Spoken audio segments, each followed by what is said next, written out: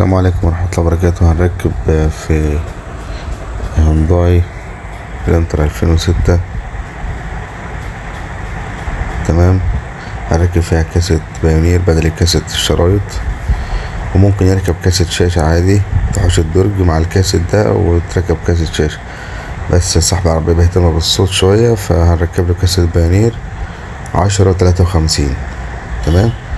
وبالنسبة للبايونير الأرقام دي أرقام الموديلات في البايونير دي تختلف من شكل للتاني.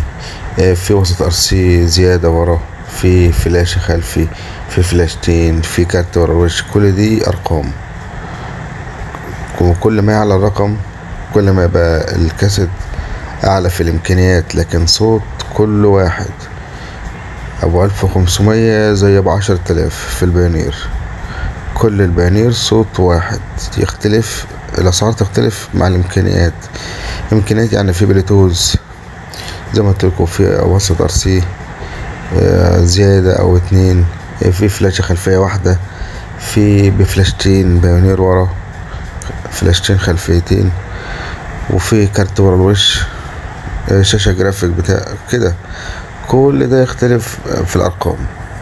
تمام. لكن كل البايونير صوت واحد، الغالي زي الرخيص، من 1500 لغاية 10,000 كلهم صوت واحد. طبعا ابو 10,000 ده الاندرويد. ادي الكاسيت اهو.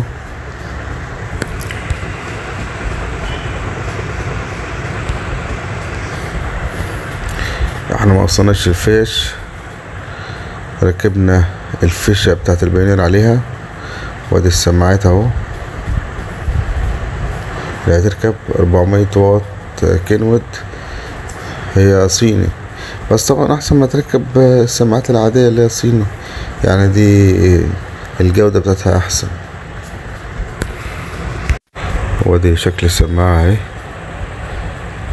وادي المعلومات او التيكت الخلفي كينوود 400 واط.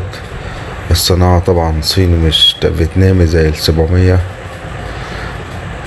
بس صوتها مش وحش، يعني هي احسن من انك تجيب سماعتين صيني وتركبهم، وسعرها معقول حوالي 700 جنيه. وادي السماعة اللي كانت راكبة اهي، بصوا متاكلة ازاي. السماعة الأصلية دي هنفكها ونركب التانية على طول، بس طبعا تمسح الستاند بتاعها الصاج، وتجيب الدبل فيس وتلف حوالين السماعة وتروح منزل السماعة عشان ما تزنش، وفي نفس الوقت تبقى ثابتة. نجرب الصوت كده.